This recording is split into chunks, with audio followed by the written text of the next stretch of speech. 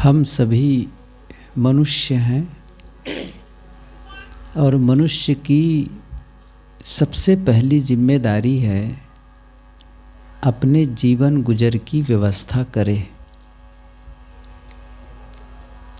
अपने का मतलब अपना भी करे और अपने परिवार का भी करे।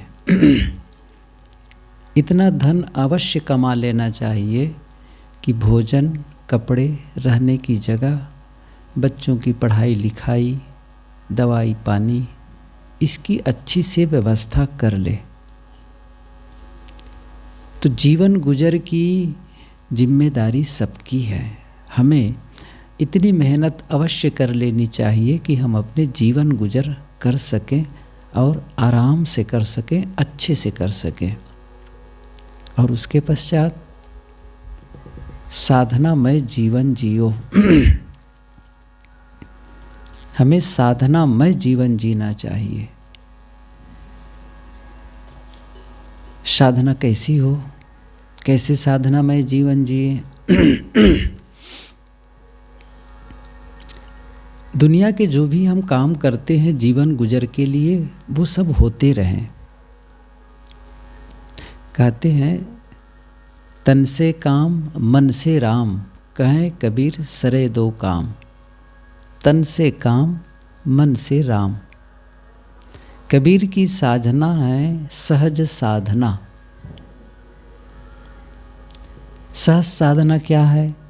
कहीं भी कभी भी, कहीं भी कभी भी कर सकते हैं आप।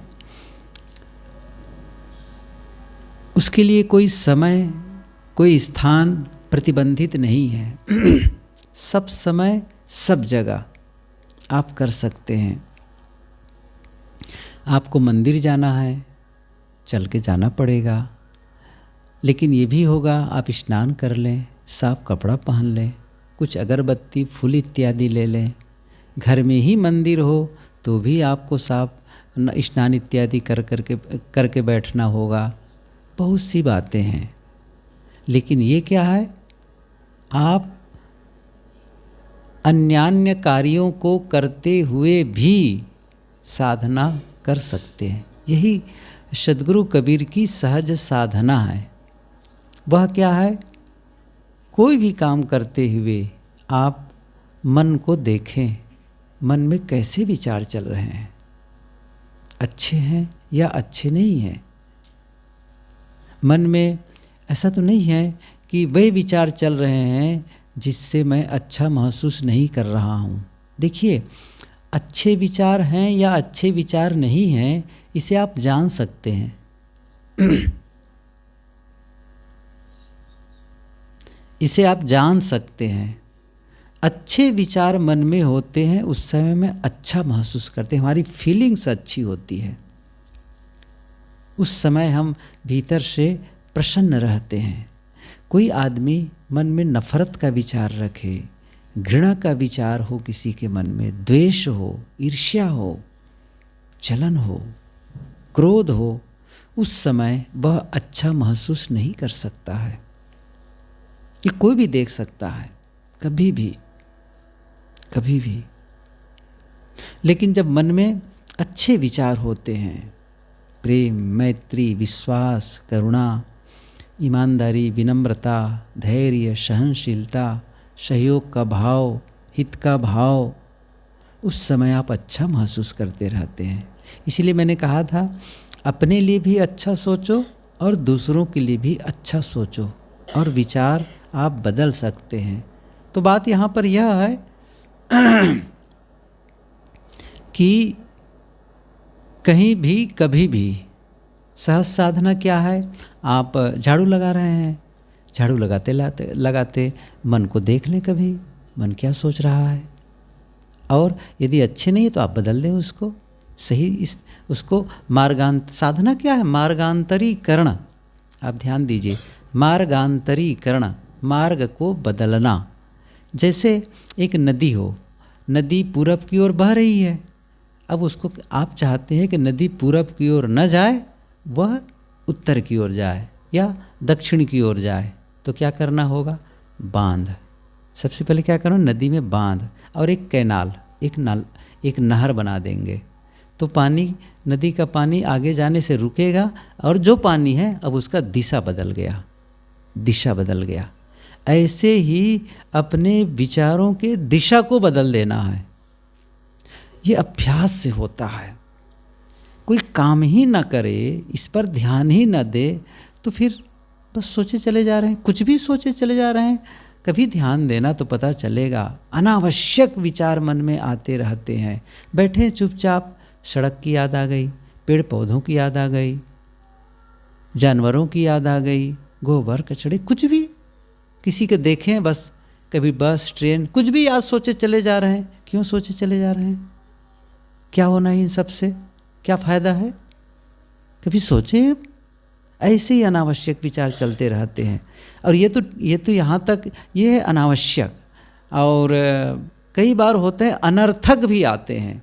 बैठे हैं, मन में तमाम द्वेष की बातें आ रही हैं, लड़ाई झगड़ा की बात आ रही है, किसी ने कुछ कह दिया, पुरानी बातें आ रही है, मन उठा पटक कर रहा है, क्या बताऊँ, उसने मुझे ऐसा कहा, अच्छा मैं उसका बदला लेके रहूँगा, मैं देख लूँगा, ये करूँगा। अंदर अंदर लड़ाई चल रही है। क्या मतलब है इसका? कोई अर्थ नहीं है। हमने कभी चौकसी की ही नहीं है, असल में हमने कभी निगरानी की ही नहीं है। मैंने क्या कहा? साधनामय जीवन जियो। और साधना आप झाड़ू लगाते भी कर सकते हैं। संत विनोबा भावे एक बार झाड़ू लगा रहे थे, किसी ने आके पूछा क्या कर रहे हैं? उन्होंने कहा मैं जप कर रहा हूँ। कहा झाड़ू लगा रहे हैं और जप कर रहे हैं? उसने कहा जितनी बार मैं झाड़ू निकालता हूँ करता हूँ उतनी बार मैं नाम लेता हूँ, राम का नाम लेता हूँ, जप कर रहा हूँ। बर्तन साफ कर रहे हैं, मन को देख लिए। मैं एक वहाँ गया था पूना में, एक शिविर होता है, शायद आप लोग जानते होंगे, महाआसमानी शिविर 5 दिन का। तो वहाँ का एक अच्छा लगा सिस्टम कि हर घंटे एक बेल बजती थी, घंटी बजती थी। वो वहाँ पर ऐसा संकेत था कि जब भी घंटी बजे तो कोई भी काम करते रहो, थोड़ा सा रुक जाओ, कुछ सेकंड के लिए भीतर झांको। जैसे हम जलपान के लिए लाइन लगे हों, या भोजन के लिए लाइन लगे हों, या फिर बाथरूम कहीं भी जा रहे हों, तो थोड़ा सा स्टॉप, रुक गए, और रुक करके थोड़ी देर के लिए, बहुत कम समय के लिए थोड़ा अंदर देख लें, क्या सोच रहे हो, बदल लो। वहाँ रिमाइंडर की भी बात कही जाती, रिमाइंडर रखो घर में। और उसी रिमाइंडर को, जैसे मान लो आपके दीवार घड़ी है, जैसा कह रहा हूँ वैसा ही हो, कोई ज़रूरी नहीं है, आप अपने ढंग से दीवार घड़ी। अच्छा, जब जब दीवार घड़ी में दृष्टि पड़े, जब जब मैं दीवार घड़ी देखूं, तब तब थोड़ा भीतर झांक लेना है। या फिर कोई गुलदस्ता है कहीं पर रखें आप, कोई गमला है, तो वहाँ पर जब भी यहाँ पर नज़र पड़ेगी मुझे, तब मैं थोड़ा सा झांक लूँगा। तो वो सब कुछ ना कुछ ऐसा इंडिकेट, संकेत, जो रिमाइंडर, जिसकी याद, जिसको देखे फिर थोड़ा से देख लो क्या हो रहा है, सही है, ठीक ठाक। यदि कोई इसको थोड़े ही समय करने लग जाए तो देखेंगे भीतर में बहुत अंतर आने लगेगा। मैंने कहा ना, हम में से बहुत कम लोग होते हैं जो अपने पर ध्यान देते हैं। ध्यान ही नहीं देते हैं, बस जीवन जिए चले जा रहे हैं। नहीं, ऐसा नहीं चलेगा। जीवन इतना अनमोल मिला है और बहुत थोड़े दिन के लिए मिला है। कब शरीर छूटेगा पता नहीं। यह तन कांचा कुंभ है, लिए फिरे थे साथ, टपका लागा फूट गया कछु न आया हाथ। सदगुरु कबीर कहते हैं, कच्चा घड़ा ले करके चल रहा था। यह तन, यह शरीर कांचा कुंभ है, कच्चे घड़े के समान है। जैसे मिट्टी का कच्चा घड़ा हो जो पका नहीं, हाथ में लेकर के जा रहे हैं, और वहाँ से कोई एक जानवर या कुत्ता ही आया और ठोकर मार दिया और घड़ा बाहर आकर के टूट गया। हाथ में क्या आया? कुछ नहीं। साहब क्या कर रहे हैं? यह तन कांचा कुंभ है, लिए फिरे थे साथ, टपका लागा चोट लगी फूट गया कछु ना आया हाथ। कुछ भी। शरीर जिस दिन छूटेगा क्या हाथ आएगा बताओ? जैसे ये बत्ती अभी बंद कर दें, एकदम अंधेरा, ऐसे ही पूरा अंधा कुप्पा, सांस रुकेगी, मौन। अभी कह रहे हैं मेरा घर, मेरा परिवार, मेरे बाल बच्चे, कुछ जाएगा साथ में? सब कुछ छूटना है। इस छूटने वाली दुनिया को लेकर के हम इतना हाय तौबा, ये करना वो करना। मैंने शुरू में कहा था जीवन गुजर के लिए तो मेहनत करनी है। अपना परिवार है, बाल बच्चे हैं, घर में माता पिता हैं, व्यवस्था करनी है, आए गए मेहमान हैं। ये तो सद्गुरु, ये तो पंक्ति बहुत प्रसिद्ध है, साईं इतना दीजिए जामे कुटुंब समाए, मैं भी भूखा ना रहूं साधुन भूखा जाए। इतना तो चाहिए, लेकिन क्या इतना ही पर्याप्त है? क्या इतना हो गया, इतने मात्र से काम चलेगा? क्या केवल रोटी मिल गई और काम पूरा हो गया, उतने मात्र से जिंदा रहेंगे? नहीं, और भी चाहिए, और भी चाहिए। मैंने कहा ना, ईसा मसीह ने कहा है जिस जीवन में महाजीवन का अनुभव न हो वह जीवन व्यर्थ है। महाजीवन शाश्वत जीवन, भीतर में गहरी शांति। अकेले बैठें, जब भी अकेले बैठें मन शांत, ऐसा लगे मैं बहुत खुश हूँ भीतर से, बिना किसी के। अकेले बैठें, बदले का भाव जग रहा है, किसी के प्रति नाराजगी हो रही है, किसी के लिए मन में राग जग रहा है, वो आदमी कब मिलेंगे, कैसे मिलेंगे, कहाँ मिलेंगे, कब बात होगी, वो मन तड़फ रहा है। क्यों परेशान है? इस राग और द्वेष में उलझ करके न जाने कितने जन्म बीत गए। थोड़ा सा ध्यान दे, थोड़ा समय बचा है जीवन का, बहुत समय निकल गया है, साधनामय जीवन जिए। मैं कह रहा था कि आप थोड़ा सा ध्यान दें, भीतर झांकना शुरू कर दें। अपने को जानना है। अपने को जानने का मतलब यही है, अपने विचारों को जानना, अपने शब्दों को जानना, अपने व्यवहार को जानना। ध्यान दो अपने शब्दों पर। मेरे मुंह से जो शब्द निकलते हैं वो कैसे हैं? ऐसा तो नहीं है कि दूसरों के लिए कटु हो, दूसरों के लिए उस शब्द को सुनकर उनको तकलीफ होती हो। क्यों दूं मैं तकलीफ किसी को? क्या मैं इतना गया बीता हूं कि मेरे शब्द से दूसरों को तकलीफ हो? नहीं, ऐसा नहीं करना है। थोड़ा बदलाव लाना है। कैसा जीवन जीना है हम तय कर लें, पहले से तय कर लें। अमुक परिस्थिति आती है तो हमें कैसे करना है, इस परिस्थिति पर कैसे करनी है। इसी को कहते हैं प्रोएक्टिव और पूर्वबोध। इसको मैं यदि कहूँ तो पूर्वबोध। क्या होता है, जनरली हम लोगों को बाद में बोध होता है। जैसे कोई किसी से गलती हुई और हम एकदम उबल पड़े, क्रोध करने लग गए। अब क्रोध से इतना हम परेशान हो गए और दूसरे को भी परेशान कर डाले। बाद में लगा, जब शांत हुए तब पता चला, ओफ, इतना नहीं क्रोध करना चाहिए। अब पश्चाताप, अब बोध हो रहा है। अब पश्चाताप, देखिए पश्चाताप का मतलब है पश्चाताप। पश्चात बाद में, ताप जलन। क्रोध और आंधी रुकने के बाद पता चलता है, थमने के बाद पता चलता है नुकसान कितना हुआ है। ऐसे ही है, बाद में पता चलता नहीं करना चाहिए।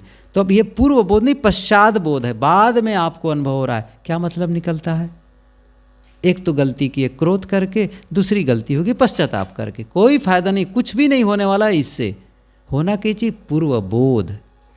क्रोध के पहले ही बोध हो।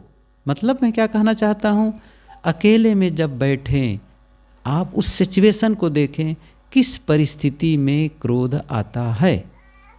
ख्याल करो, थोड़ा से सोचो, क्योंकि इसके पहले तो कभी न कभी क्रोध आया है, कभी न कभी मन में उत्तेजना जगी है, कभी न कभी मन उलझा है। तो खुद ही अपने आप को निरीक्षण कर लें, कब वो परिस्थिति बनती है, लोगों से कैसी गलती होती है, मैं उलझ पड़ता हूँ, उसको देख लें। जब आप अपने क्रोध को देखने लग जाएंगे और फिर उस समय होश में हैं, तो क्या करना है, ऐसी परिस्थिति जब भी आएगी मुझे किस प्रकार रिस्पांस देना है। हम लोग तो रिस्पांस देते ही नहीं, मैं सही बताऊं तो। सब क्या करते हैं, रिएक्टिव होते हैं। रिएक्शन, प्रतिक्रिया।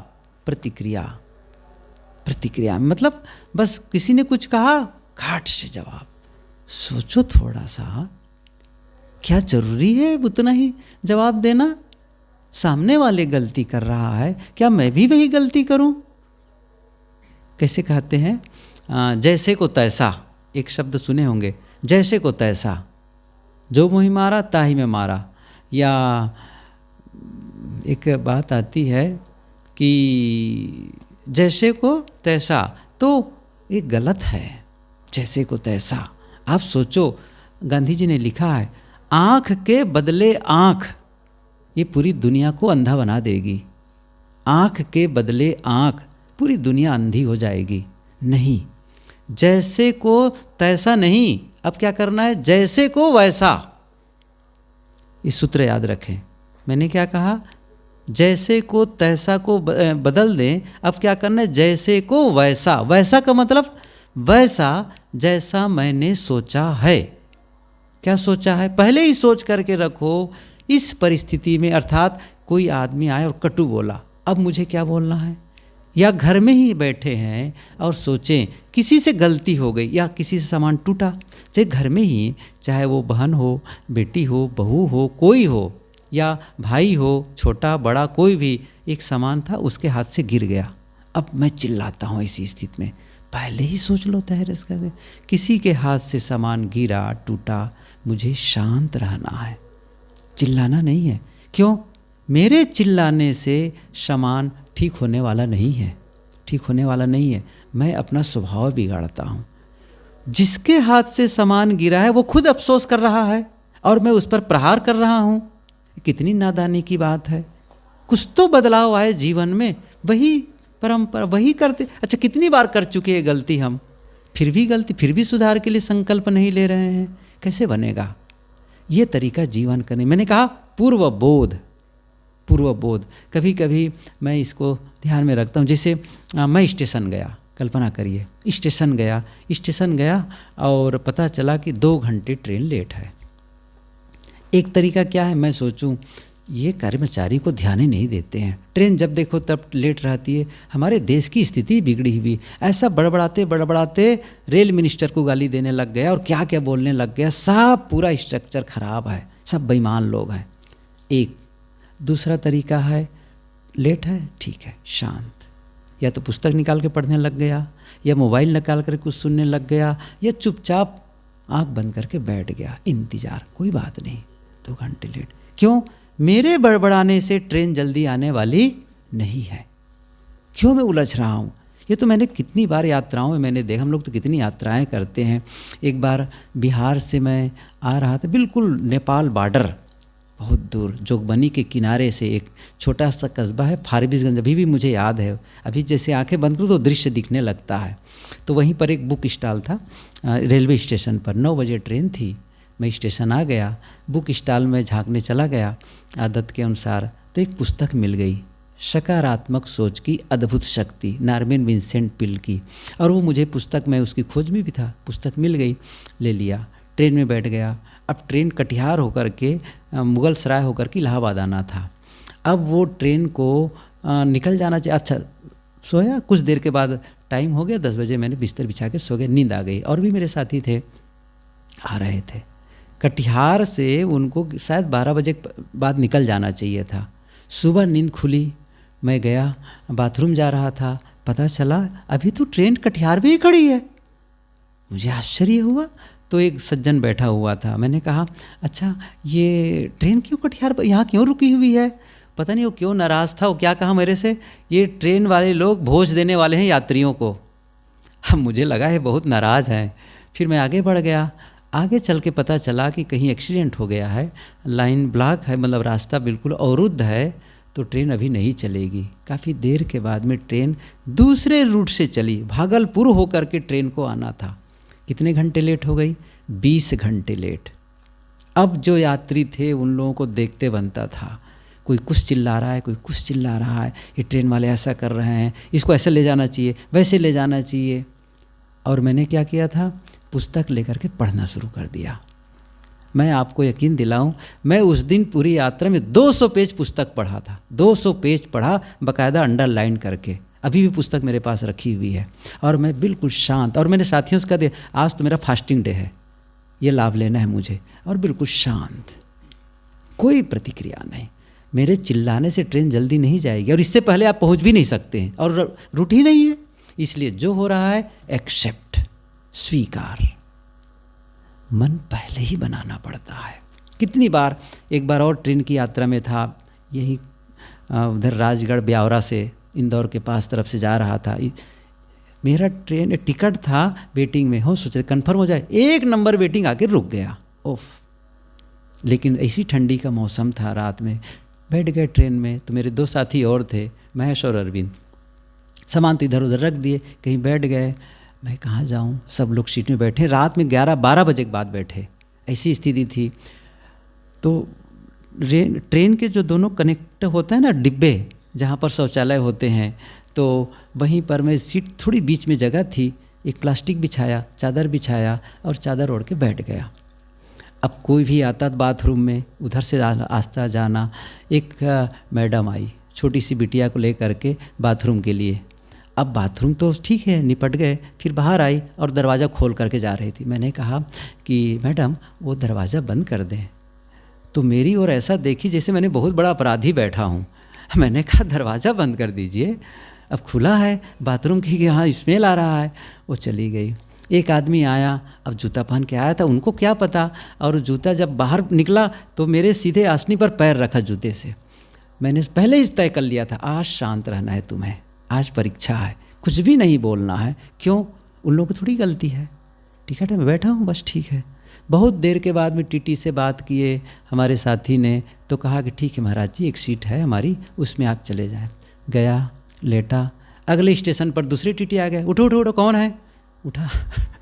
ये सब बातें हुई। तो कई बार ऐसा हुआ है। तो कई बार तो 14 घंटे लेट। एक बार दिल्ली से कलकत्ता जा रहे थे, इतनी लेट हो गई ट्रेन, वहाँ पहुँचा, साहब इतनी परेशानी। मैंने कहा कोई परेशानी नहीं है। अच्छा, ट्रेन कैंसिल हो जाता तब क्या होता, सोचो तो सही, यहाँ आ ही नहीं पाता आपके कार्यक्रम में। फिर आगे मेरा टिकट बना था, फिर आगे जाना था, वो सब धराशायी हो जाता। ये कहो ट्रेन चली तो सही, आ गए। मैं अपनी प्रशंसा नहीं कर रहा हूँ, मैं केवल ये बताना चाहता हूँ कि हम, परिस्थिति जब बदलती है तो हम अपने आप को पहले ही तैयार रखें। यही मैं बताना चाहता हूँ। सुबह उठ करके तय कर लें, सुबह उठें तय कर लें, आज घर वालों से चाहे जैसी गलती हो जाए, मैं चिल्लाऊंगा नहीं, मैं क्रोध नहीं करूँ। आज के दिन के लिए, केवल एक दिन के लिए कर लो, चलो एक दिन के लिए। और आप देखेंगे जब वो स्थिति आई तब क्या होगा, आएगी वो स्थिति, आ सकती है। तो उस समय आपने चूंकि अपने आप से वादा किया है ना, किससे वादा किया है, खुद से वादा किया है, खुद से वादा किया है, उसे ही निभाना है बस। अब किसी से गलती हो गई, अब आपका मन हो रहा है चिल्लाऊं, लेकिन कहा नहीं, शांत, नहीं बोलना है, और बोलना भी है तो बहुत आहिस्ते बोलना है। और पूरा दिन आपने निभाया, जो आपने संकल्प लिया उसके पूरा दिन निभाया। आपको मैं यकीन दिलाता हूँ, रात में जब बिस्तर पर जाएंगे ना, उस दिन आपको जो संतुष्टि मिलेगी, तो 2000 रुपये के जो नोट मिले ना, उससे भी ज़्यादा, उससे भी ज़्यादा। क्यों, इतना अच्छा लगेगा आपको कि आज मैंने वह किया जो मैं चाहता हूँ। आप खुद को जीते हैं आज, दूसरों को नहीं, खुद को विजय, खुद से विजयी हुए हैं, खुद को जीते हैं आप। उस दिन को देखना कितना अच्छा लगेगा। आज मैं शांत रहा, इन्हीं छोटी छोटी बातों को लेकर के मैं चिल्लाता था, पूरे घर के वातावरण को बिगाड़, विषाक्त बना डालता था घर के वातावरण को, और आज उसी घटना को लेकर के शांत। आपके इस क्रिया से, आपके इस व्यवहार से घर वालों के मन में कैसा प्रभाव पड़ेगा, वो भी समझेंगे। हर बार ये चिल्लाते थे, आज तो शांत है, कैसे बदले हुए हैं, कितना अच्छा लगेगा। सोचो तो सही, इन बातों को लेकर के कितना अच्छा रिजल्ट आएगा। छोटे छोटे परिवर्तन, बेबी स्टेप। एक पुस्तक मैंने पढ़ी है, बहुत छोटे छोटे स्टेप, काइजन पद्धति एक नाम आता है उसके लिए, कि बहुत स्मॉल स्टेप उठाओ इस चीज़ के लिए। कोई बड़ा कदम ना उठा लो, छोटा छोटा संकल्प लो जीवन में बदलाव करने के लिए। जैसे एक उदाहरण बताऊं कि सुबह उठे, और किसी को बताने की भी ज़रूरत नहीं है बदलाव के लिए। हमेशा ध्यान रखो कि ऐसा नहीं कि मैं ऐसा करने जा रहा हूँ। उफ, मौन होकर के शुरू करो जीवन बदलने के लिए। शांत अंदर सुबह उठे और अंदर अंदर तय कर लिए, आज सुबह मुझे नाश्ता के समय मीठा नहीं खाना है। न किसी को बताने की ज़रूरत नहीं है, बस इतनी सी बात कह लिए, आज सुबह मुझे मीठा नहीं खाना है बस। तो मीठा आया घर में, घर वाले लाए, या पत्नी हो, बहन हो, कोई भी माँ, वो मिठाई लाई। अपना नाश्ता के समय में मिठाई, जलपान के समय मिठाई लाई। आपने कहा नहीं आज मीठा नहीं खाना। अरे खा लो, वहाँ से आया यहाँ से आया है। अरे नहीं आज नहीं खाना है, देखेंगे दोपहर में या शाम को, इस समय नहीं। टाल दिए। मन तो करेगा खाने के लिए, तो फिर भी टाल दिए। जानते क्या होगा? ये बहुत बड़ी बात होगी। सोचिए, बार बार आपने हारा है अपने मन से, लेकिन अब की बार आपको जीतना है। यही तो तरीका है जीतने के लिए। आखिर मन जीतो, मन जीतो, कैसे जीतेंगे? कुछ तो शुरुआत करेंगे भाई। अपने आप नहीं होगा, अपने आप नहीं होगा। आप सोचेंगे हो जाएगा कभी। मैं बताऊं, आदमी बूढ़े हो जाते हैं, बिल्कुल मौत कब्र पर उनके पैर लटका रहता है, लेकिन नहीं सुधरते हैं। आदतें जल्दी बदलती नहीं हैं, आदतें बदलनी पड़ती है, बदलनी पड़ती है। और मैं यही बता रहा हूँ कैसे बदलना है। ये तरीका यही है। छोटे छोटे बेबी स्टेप लेना शुरू कर दें आप। तो मैंने कहा एक दिन आपने कहा मीठा नहीं खाना है, और सचमुच आपने वह कमाल कर दिया, नहीं खाया, बहुत अच्छा लगेगा आपको। ये फिर एक दिन आप कहेंगे कि आज पूरे दिन मीठा नहीं खाना है। कभी आप कहेंगे आज मुझे नाश्ता नहीं करना है। देखिए छोटे छोटे त्याग है ना, छोटे छोटे, कोई बड़ा का है नहीं है। गुरुदेव की एक पंक्ति है, त्याग से ही त्याग का बल बढ़ सकेगा, जो करे शुरुआत वह ही चढ़ सकेगा। त्याग से त्याग का बल बढ़ता है। आपके भीतर क्या जगेगा? मैं कर सकता हूँ, मैंने कर लिया। होता क्या है जनरली, मैं इसको थोड़ा पहले की बात बताता हूँ। जब किसी मंच से जब आप कोई अच्छे विचार सुनते हैं या कोई अच्छी पुस्तक पढ़ते हैं, तब लगता है बिल्कुल सही है, मुझे ऐसा ही करना चाहिए, ये बढ़िया तरीका है जीने का।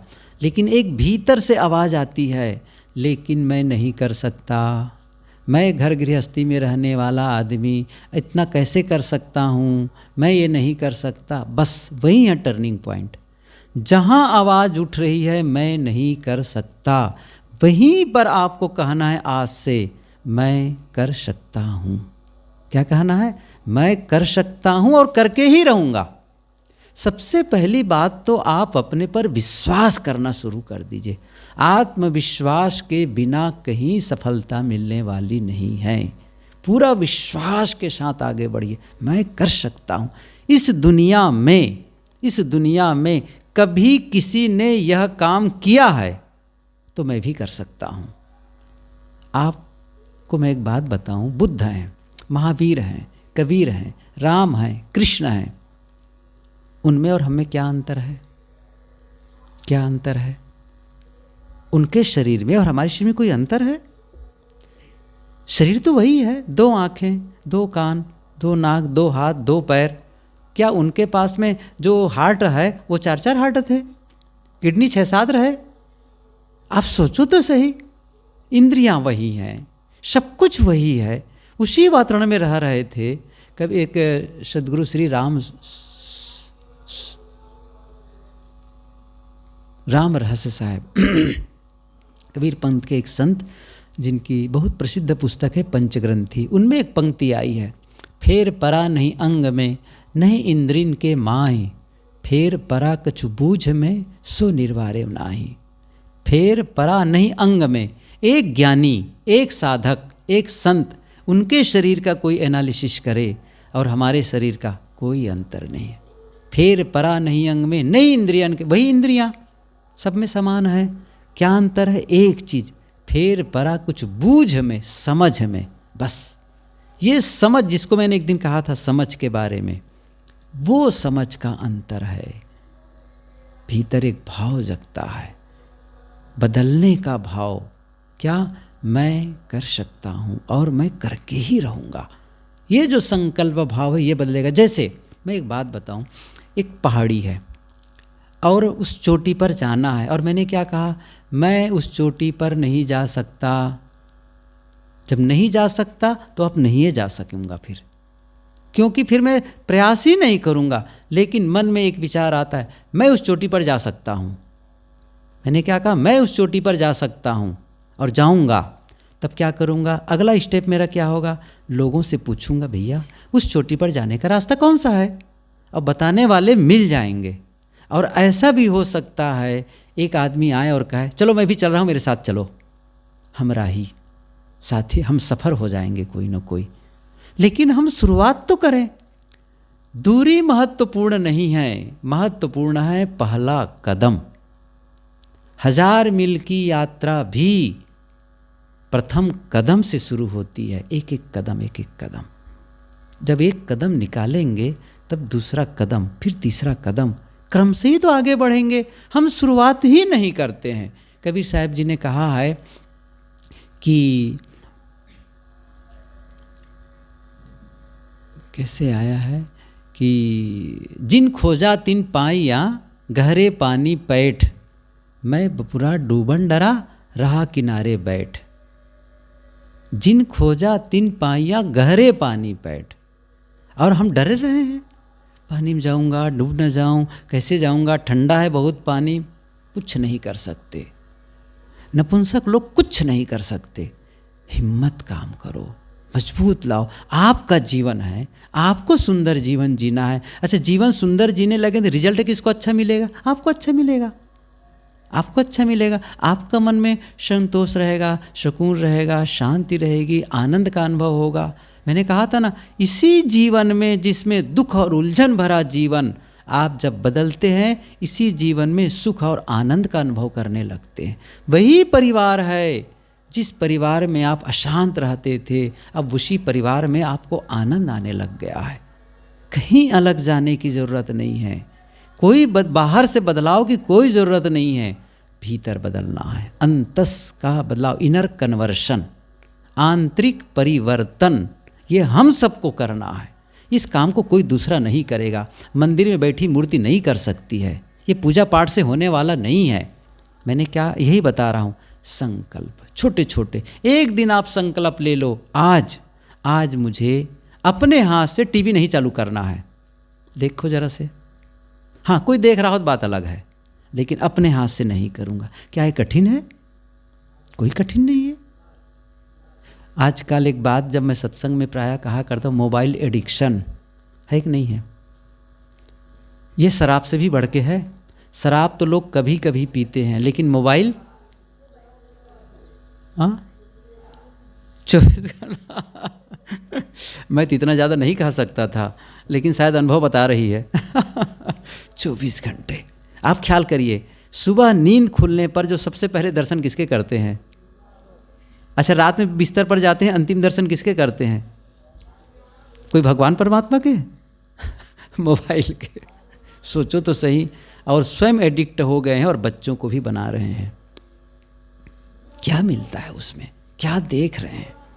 मैं मानता हूं कि उसमें बहुत ही महत्वपूर्ण, मैं खुद देखता हूं, लेकिन इतने इम्पॉर्टेंट सी बहुत अच्छी अच्छी चीज़ें हैं, लेकिन अच्छी चीज़ों में किसका ध्यान जाता है? किसी ने बहुत सुंदर कहा है, जिंदगी क्या है?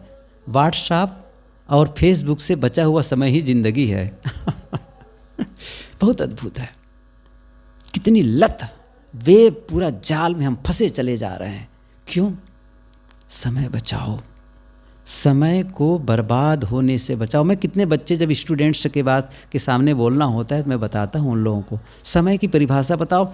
क्या बताऊँ मैं, अब ये विषय इतना विस्तार है कि यदि मैं कहने लगूँ तो बहुत लंबा चला जाएगा। कि हमारी स्कूल की भी दशा ऐसी है। स्कूल में चिंता नहीं है कि बच्चे किस दिशा में जा रहे हैं, कैसा उनका जीवन है। उनका काम है सिलेबस कंप्लीट करा देना, बस।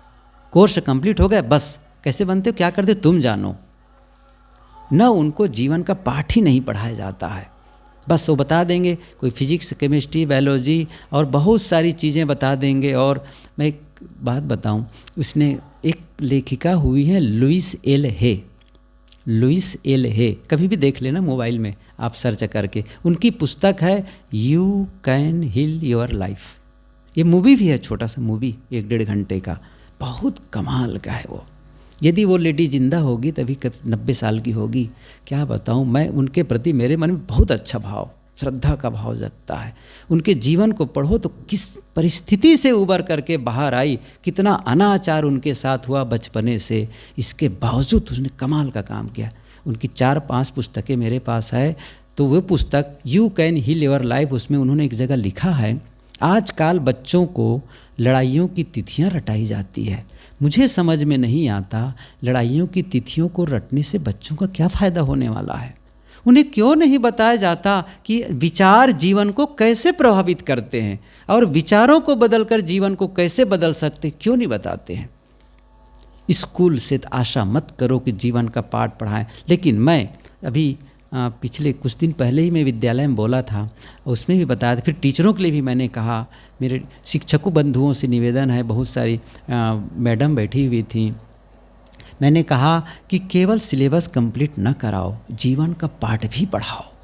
कुछ समय निकालो सप्ताह में, 10 दिन में, जब भी अवसर मिले 5-10 मिनट समय निकाल करके जीवन का पाठ पढ़ाओ। मैंने ये भी कहा जो सिलेबस कंप्लीट कराने वाले टीचर्स होते हैं बच्चे प्रायः भूल जाते हैं, लेकिन जो जीवन के पाठ पढ़ाते हैं ऐसे टीचरों को जीवन भर याद रखते हैं। बताओ उन लोगों को कैसे जीना है। शिक्षा का उद्देश्य ही नहीं पता, सबसे बड़ी बात हम लोगों को है। मैं कई बच्चों से पूछता हूँ क्यों पढ़ते हो, हाथ निकालते हैं, उत्तर ही नहीं है क्यों पढ़ते हो। मैं तो टीचरों से भी पूछा क्यों पढ़ाते हो मास्टर जी आप, कहा करके क्या बताऊँ मैं मतलब संतोषप्रद उत्तर ही नहीं आता है, क्यों पढ़ते हैं। मैंने कहा शिक्षा का 2 उद्देश्य है, एक जो हमें रोजी रोटी कमाना सिखाए और दूसरा जो हमें जीने का ढंग सिखाए। रोजी रोटी कमाना तो हम सीख जाते हैं विद्यालय और महाविद्यालय में जा कर के, लेकिन जीने का ढंग न समाज में व्यवस्था है न विद्यालय में व्यवस्था है। कितनी बड़ी बात हो गई, कैसे जिएं। कभी कभी मैं ये भी बताया करता हूँ, जब हम कोई सामान खरीद के लाते हैं ना, उसके साथ में एक कैटलॉग आता है, निर्देश पुस्तिका हम लोग कहा करते हैं कि इस सामान का कैसे उपयोग करना है। चाहे मोबाइल लाओ, चाहे प्रेस्टीज कुकर हो, चाहे लैपटॉप हो या कोई भी मशीन कोई भी लाओ, तो उसके साथ में इतनी बड़ी पुस्तिका आती है। जब हम लोग जीवन की शुरुआत करते हैं समाज की ओर से कोई निर्देश पुस्तिका जारी नहीं होती है। शादी के समय भी ये आपकी पत्नी है, ये आपके पति हैं, इनके साथ ऐसे जीना है आपको, कोई निर्देश पुस्तिका जारी नहीं है। यहाँ तक के माता पिता हो गए फिर भी कोई निर्देश पुस्तिका जारी नहीं, दादा दादी बन गए फिर भी कोई निर्देश पुस्तिका जारी नहीं है। कैसे होगा जीवन, कैसे जीना है, पता ही नहीं हम लोगों को। तो ये अलग विषय हुआ। मैं ये कह रहा था कि हम मोबाइल के बारे में कह रहा था कि इसमें एडिक्ट मत बने, समय निकालें। तो समय के बारे में बताता हूँ, बच्चों के लिए बता रहा था समय क्या है जो समय को बर्बाद करते चले जा रहे हैं। उनसे कहता हूँ एक कागज़ ले लो, यहाँ पर लिखो समय और बराबर इक्वल का चिन्ह दे करके आगे लिखो जिंदगी। समय अर्थात जिंदगी, समय की परिभाषा समय अर्थात जिंदगी। अर्थात मैं क्या कहना चाहता हूँ, जहाँ जहाँ आप समय देते हैं वहाँ वहाँ आप अपनी ज़िंदगी देते हैं। जैसे यहाँ आप 1 घंटे का समय दिए तो 1 घंटे का जीवन भी तो दिए। मैं यहाँ 4 दिन का समय दिया तो 4 दिन की ज़िंदगी भी तो मैंने यहाँ दी। तो जहाँ आप समय देते हैं वहाँ आप अपना जीवन देते हैं। इसका मतलब हुआ यदि मैं समय का सही उपयोग करता हूँ तो जीवन का सही उपयोग करता हूँ, और समय को बर्बाद करता हूँ तो मैं जीवन को बर्बाद करता हूँ। आप सोचे मोबाइल में मुझे कितना समय देना चाहिए। समय बचाओ, साधना में लगाओ। तो एक दिन मोबाइल व्रत, एक दिन तो कहना कठिन है, एक दिन तो ज़्यादा हो जाएगा। तो कभी कभी व्रत रखते हैं ना, व्रत में क्या करते हैं, नहीं खाएंगे, ये नहीं खाएंगे, वो नहीं खाएंगे। एक दिन मोबाइल का व्रत रख लो ना भाई, करके देखो। अच्छा व्हाट्सएप का ही व्रत रख लो एक दिन का। कुछ तो थोड़ा सा एडिक्शन, उसके लत को छोड़ने के लिए कुछ तो ऊपर उठना है, कुछ तो ऊपर उठो और उसी से समय बचेगा, उसको अच्छे के लिए लगाओ, साधना के लिए लगाओ। तो मैंने छोटी छोटी बातें बताई, आप अपने जीवन में कैसे बदलाव ला सकते हैं। तो जीवन कैसे जीना है तय कर लो पहले से। देखिए एक होता है आदर्श और एक होता है यथार्थ। आदर्श किसे कहते हैं? आदर्श का मतलब है वह जो हम होना चाहते। आदर्श का मतलब वह जो हम होना चाहते, ये हमारा ऐसा जीवन चाहिए। जैसे कहा गया कि भाई क्रोध न करो, अक्रोधी बनो, निर्लोभी बनो, निर्मोही बनो। ये क्या है? आदर्श है। ऐसा हम जीवन चाहते हैं। लेकिन यथार्थ क्या है? वह जो मैं अनुभव करता हूँ, ये यथार्थ है। क्या है? ये है, भले मैं चाहता हूँ कि मैं क्रोध रहित जीवन हो, लेकिन इस समय मैं क्रोध का अनुभव करता हूँ। इस समय मेरे मन में मोह आते हैं, इस समय मेरे मन में नफरत आ जाते हैं, इस समय मेरे मन में काम के विकार आ जाते हैं। ये यथार्थ है। अब यहाँ से वहाँ जाना है। इसलिए यह भी मैं कहा करता हूँ कि आप अपने व्यक्तित्व को मानसिक रूप से 2 हिस्सों में बांट लो।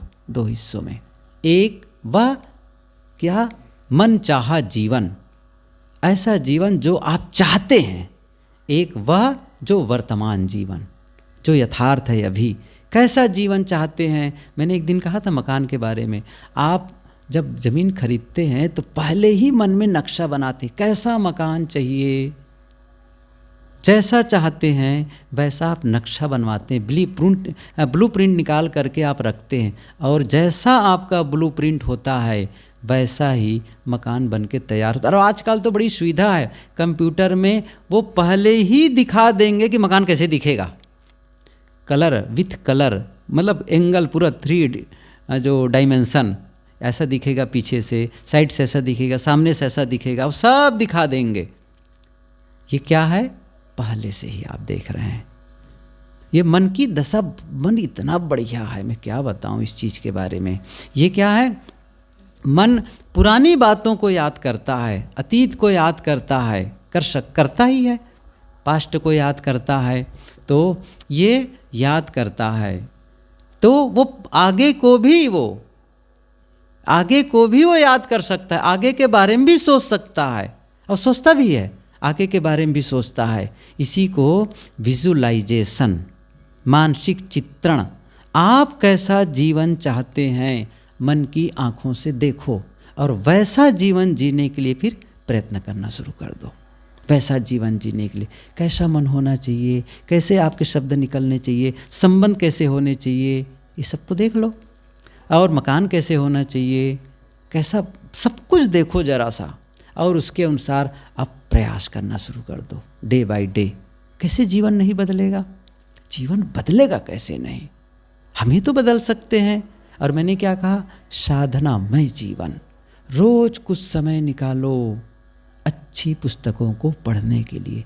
अकेले में बैठो, शांत, ख्याल करो, मन शांत, निश्चिंत, द्वंद्व रहित मन। थोड़ा ध्यान करो, थोड़ा सा ध्यान कर लो। न लगे ध्यान तो भी लगो, बैठो चुपचाप, सीधे बैठ गए पलथी मार करके, या जैसे भी बैठो, सीधे रीढ़ और गर्दन और सिर बिल्कुल सीधा बैठ गए, और इतना ही करो। सांस आ रही है, जा रही है, बस मन को वहाँ लगा दो। सांस को देखो, सांस आ रही है, जा रही है, आ रही है, बस। फिर मन भटक गया, फिर वापस ले आओ, फिर भटक गया, फिर वापस ले आओ। प्रेजेंट, सांस आप प्रेजेंट मोमेंट में ले रहे हैं, और मन या पास्ट या फ्यूचर में जा रहा है, फिर से वापस सांस में लगाओ, फिर से वापस लगाओ, और साधना करो। कुछ तो मन एकाग्र करने का प्रयास करो। दिन बीतते चले जाओ, कमाओ, खाओ, जियो, उलझे रहो। कमाना खाना अच्छी बात है, उलझन गलत है, लेकिन कैसे सुलझें? थोड़ा सा ध्यान कर लो, थोड़ा चिंतन मनन कर लो। सचमुच क्या मैं वही जीवन जी रहा हूँ जिसे मुझे जीना चाहिए? मेरे संबंध कितने अच्छे हैं, क्यों गड़बड़ हो रहे हैं? नहीं, मुझे ठीक करना है इसको, मैं जिम्मेदारी लेता हूँ, मैं प्रयास करूँगा। करो इस चीज़ को। तो साधनामय जीवन, 2 वक्त, ज़्यादा समय नहीं आप निकाल पाते हैं तो 2 वक्त, 24 घंटे में जो 2 वक्त होता है बहुत ही महत्वपूर्ण समय होता है। ये में ध्यान रखो, 2 वक्त, 24 घंटे में जो 2 समय होता है ना, वो बेहद ही महत्वपूर्ण समय। कौन कौन से? एक, नींद खुलते वक्त, जिस समय नींद खुले वहीं से दिन की शुरुआत हो रही है, ख्याल करिए। और दूसरा है जब आप नींद में जाने लगते हैं। नींद खुलने का मतलब ब्रैकेट शुरू, और जैसे नींद में गए ब्रैकेट क्लोज, ऐसा होता है ना, ऐसा होता है। वहीं से अब पूरा दिन बीच में रहता है, आपको शुरुआत कैसे करनी है, उसी समय मन को दिशा दो। जीवन को दिशा देना है तो आपको मन को दिशा देना है। जैसे नींद खुले मन को दिशा दे दो। क्या दिशा देना है? दिशा दे दो कि जो आप जीवन में बनना चाहते हैं, जो आप होना चाहते हैं, जो आप पाना चाहते हैं, उसके बारे में सोचे। उसके बारे में क्या सोचना है? सबसे पहले मैं जो करता हूँ प्रायः वो क्या है, जैसे नींद खुली तो सबसे पहला काम इष्ट के प्रति अभिवादन। जो भी आपका इष्ट है, जिनके प्रति भी श्रद्धा का भाव है, जिनकी याद आते ही आपको एक श्रद्धा का भाव जग जाता है, एक समर्पण का भाव जगता है, जिन्हें भी आप इष्ट मानते हैं, कोई संत, कोई गुरु या जो भी, चाहे वो देवी देवता को मानते, कुछ भी मानते हों, वो आपका विषय है। आप उनके प्रति अभिवादन, एक नमन का भाव, झुकना। हम कह सकते हैं कि गुरु तो है नहीं सामने, हम किसके सामने झुकें, किसकी बंदगी करें। महत्वपूर्ण गुरु का होना है और ना होना नहीं है, महत्वपूर्ण आपका झुकना है। ये झुकना ही आपकी पात्रता को विकसित करता है।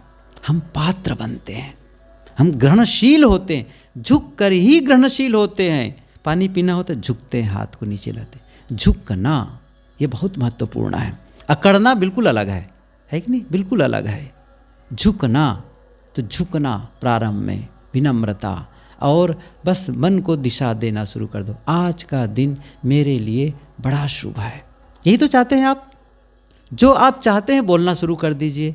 इसी को कहते हैं ऑटो सजेशन, आत्म सुझाव। अपने आप को सुझाव दो, अपने आप कहो उस चीज़ को। मतलब फिर से मैं कह रहा हूँ, जो आप बनना चाहते हैं, जो आप होना चाहते हैं, जैसा जीवन जीना चाहते हैं, जो महसूस करना चाहते हैं, जो पाना चाहते हैं, उससे खुद से कहो। सुबह दिशा दे दो, उस चीज़ को दिशा दे दो। तो मैं स्वस्थ महसूस करता हूँ, मैं अच्छा महसूस करता हूँ, मैं खुद को पसंद करता हूँ, सबके प्रति मेरे मन में प्रेम और मैत्री का भाव है। देखो जरा से, एक दिशा दे रहे हैं। सही दिशा जब नहीं देंगे मन को, तो निश्चित मानकर चलो वो गलत बातें सोचना शुरू कर देगा। जैसे नींद खुलेगी, राग द्वेष लड़ाई कुछ भी चलता रहेगा मन में, और ख्याल ही नहीं चलेगा, और सोचेंगे यही जीवन है। नहीं, सही दिशा दे दो। सुबह ही, सुबह का वक्त बेहद महत्वपूर्ण होता है। आज शुरुआत कर, क्यों? सुबह आज की शुरुआत हो रही, आज की। और आज का मतलब जानते हैं? यदि मैं पूछूं आज की परिभाषा क्या है, शायद ही कोई बता पाए। आज बहुत सारी परिभाषाएं मैंने देखी है इसकी आज के लिए। आज की में जो बेहद पसंद की परिभाषा है वो मैं बताता हूं अभी। आज का मतलब है बाकी बची हुई जिंदगी का पहला दिन। बाकी बची हुई जिंदगी का पहला दिन आज। क्यों? बीत गया वो तो मुर्दा है, वो तो लौट के आने वाला नहीं है। अच्छा, आज तारीख कौन सी है? 9। क्या हम 8 नवंबर में जी सकते हैं? 8 नवंबर 2021 में लौट सकते हैं? मैं कहता हूँ सुबह भी नहीं जा सकते, अब आगे ही बढ़ेंगे। तो जो आज शुरुआत है, आज का मतलब है बाकी बची हुई जिंदगी का पहला दिन, और पहले दिन को सही बना लो, आगे भी सही हो। और वो स्टार्टिंग मॉर्निंग, पॉजिटिव मॉर्निंग, सुबह का वक्त बहुत बढ़िया। इसी प्रकार से रात में जब बिस्तर पर जाते हैं, कौन सा बीज बो रहे हैं रात में, क्या विचार सुन करके जा रहे हैं। अच्छा होता आप ध्यान करते हुए, शांत होकर के, अच्छे विचारों को सोच के, कोई अच्छी पुस्तक पढ़ करके, कोई अच्छे विचार सुन करके, मेरा यदि निवेदन माने तो सुबह उठने के तुरंत बाद मोबाइल देखना बंद नहीं देखना है। कई बार तो मेरे लिए शिकायत लोग करते हैं, मोबाइल आप खोलते ही नहीं हैं। मेरा नियम है, सुबह मैं उठूँगा, उसके पास चाहे मुझे एक्सरसाइज करना हो, वॉकिंग में जाना हो, ध्यान करना हो, स्नान करना हो, पूरी तरह से जब निवृत्त हो जाता हूँ कुछ स्वल्पाहार करके, तब मोबाइल खोलता हूँ। और कई दिन तो 10-11 बजे तो भूल ही जाता है। दूसरे साथी के पास फ़ोन आता है, मोबाइल तो खोलने कहो उनको। अरे हाँ ठीक है खोलता हूँ। आप कहेंगे आप साधु ठहरे, हम तो बहुत काम वाले हैं। मैं मना नहीं करता हूँ, लेकिन सुबह का क्या अपने लिए काम महत्वपूर्ण है कि आप महत्वपूर्ण है? मुझे बताइए, क्या आप महत्वपूर्ण नहीं है अपने लिए? आपका जीवन महत्वपूर्ण नहीं है? आपको अपने जीवन को बनाना है तो अपने लिए तो समय दीजिए। इसी प्रकार रात में जब बिस्तर पर जाएं, तब रात में 1 घंटा पहले आप कट ऑफ हो जाएं, टीवी से कट ऑफ हो जाएं, मोबाइल से कट ऑफ हो जाएं, प्रपंच से कट ऑफ हो जाएं, शांत शांत। क्यों? मैं बता रहा हूँ क्यों। जिन विचारों को आप भीतर डालते हैं, जिन विचारों को वो प्रोसेस होता है उसका, जैसे जो भोजन आप पेट में डालते हैं उसी का तो पाचन होगा ना, उसी का तो रस बनेगा। जो भोजन आप पेट में डालेंगे वो पेट किसको पचाएगा? जो नहीं डाले हैं कि जो डाले हैं? सीधी सी बात है, देखो छोटे बच्चे भी जानते हैं। तो जो आप भीतर डालेंगे वो डाइजेस्ट होगा और उसी का रस बनेगा। इसी प्रकार से जो विचार आप अंदर डाले हैं उसका भी डाइजेस्ट होगा और उसके भी संस्कार बनेंगे। लड़ाई झगड़ा वाले संस्कार आप झगड़ा वाला दृश्य देख कर गए, मार काट वाला अश्लील चित्र देख करके, दृश्य देख करके आप बीज में सोए, वो बीज आप बो रहे हैं। और रात में जब सोता है ना तो भीतर वर्क होता है। आप तो सो जाते हैं, ठीक है, सब कॉन्शियस माइंड तो सो गया, लेकिन सब कॉन्शियस माइंड तो जागृत है, कभी नहीं सोता है वो। और चेतन मन वो वर्क करता है विचार प्रोसेसिंग, और वो फिर संस्कार बहाल लाता है। आप ध्यान देंगे, जिन विचारों को आपने रात में सोचते हुए सोया है, एक नियम है। क्या नियम है? अगले दिन का पहला विचार वही होगा। आप देख लीजिए, मेरी बात मत मानिए, देख लीजिए जीवन में। आप रात में जिन बातों को सोचते सोचते सोएंगे, सुबह उठेंगे तो कौन से विचार आएंगे? वही आएंगे। यदि आपने गलत विचार डाला है तो सुबह उठ करके फिर वही गलत विचार आएंगे। जीवन कैसा तितर बितर हो जाता है। और फिर बाद में शिकायत, क्या बताएं, जीवन में दुखे मिल रहा है, जीवन में शांति नहीं है। कौन अशांत किया है जीवन को? कौन दुखमय बनाया है?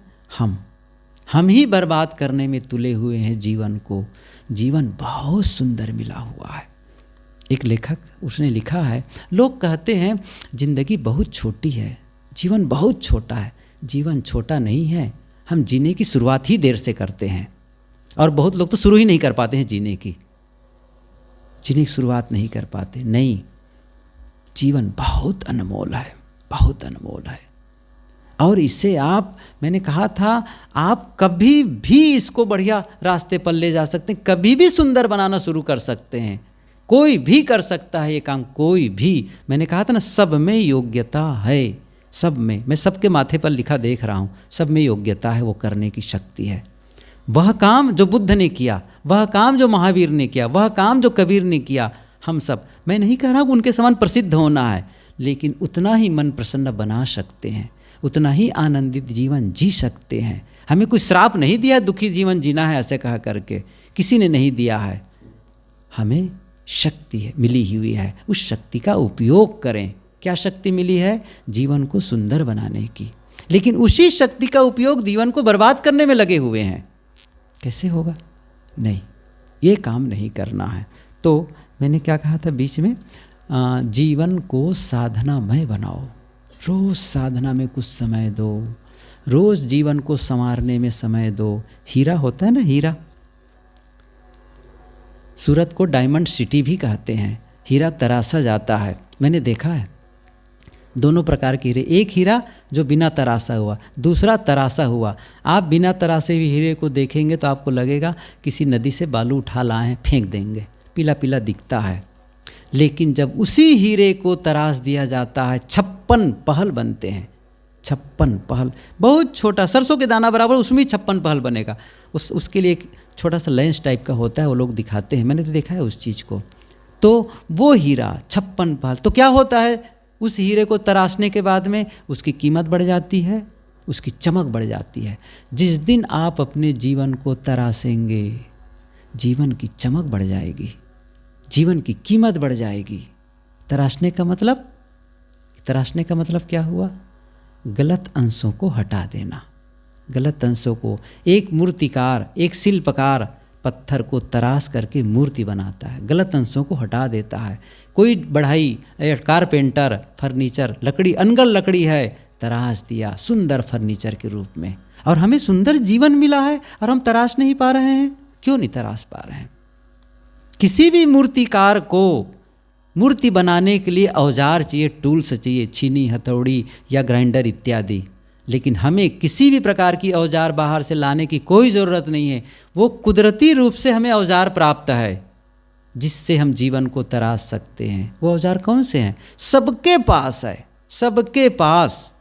वो जानते हैं कौन कौन से औजार हैं? और जिसको मैं कब से शुरू से बता रहा हूँ, रोज़ बता रहा हूँ, वो है आपका मन, वो है आपकी वाणी, वो है आपकी व्यवहार। इसी से जीवन तराशा जाता है। तो जीवन को तराशना है और जीवन की चमक बढ़ जाएगी। तराशना, मैं इसको और सरल तरीके से बताऊं। जैसे एक लड़का है, घर से निकला, नहाया है और जल्दी काम में निकलना चाहता है, बाल भी बिखरे हुए हैं। तो घर में माँ ने कहा या पिता ने कहा या दादा ने कहा, किसी ने कहा, अरे बाल तो संवार ले। अब उसने कंघी किया। ख्याल करिए, एक वह बिना संवारे हुए बाल, दूसरा वह जो संवारा हुआ बाल, कौन सुंदर लगेगा? सीधी सी बात है। जीवन वह एक बिना तराशा हुआ और दूसरा तराशा हुआ, कौन अच्छा लगेगा? किस में रिजल्ट अच्छे आएंगे? मैं इसको और एक उदाहरण बताऊं। आप घर के कपड़े धोए वॉशिंग मशीन में या वैसे भी धोए मैनुअली ढंग से, और उसके बाद में सारे कपड़े आप ऊपर सुखा दिए रस्सी पर ले जा करके। कपड़े सूख गए और पूरे कपड़े को समेटे और ला करके अलमारी में ठूस दिए, बिल्कुल कचड़े की तरह। ठीक है, अब 2 दिन के बाद उसको कपड़े निकाले और पहने, कैसा लगेगा? सलवटों से भरा हुआ, सीकन से भरा हुआ, अच्छा लगेगा? फीलिंग कैसी रहेगी? अब देखिए, थोड़ा सा बदलाव करना है। कपड़े को लाए, सुंदर प्रेस किए, उसमें लोहा मारे, इस्त्री लगाए और सुंदर स्टेप बाय स्टेप का कपड़े को अलमारी में रखते गए। अलग अलग वर्ग के कपड़े, ये कपड़ा अलग है, ये कपड़ा स्टेप बाय। अब उस कपड़े को निकाल करके पहनेंगे, कैसा लगेगा आपको?